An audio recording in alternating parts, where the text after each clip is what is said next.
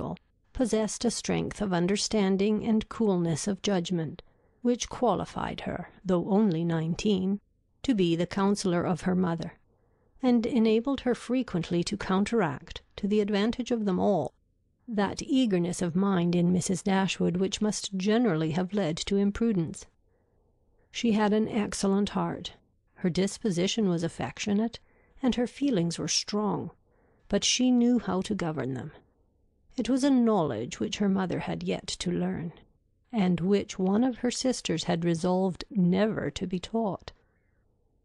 Mary Ann's abilities were in many respects quite equal to Eleanor's.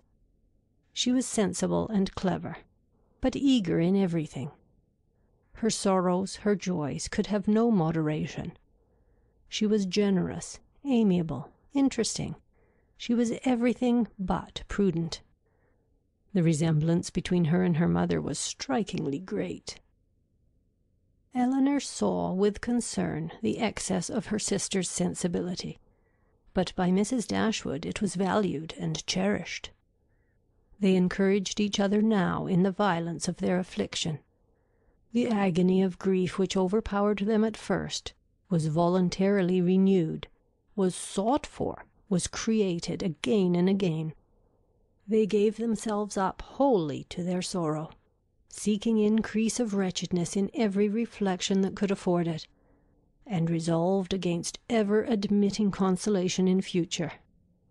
Eleanor, too, was deeply afflicted, but still she could struggle, she could exert herself.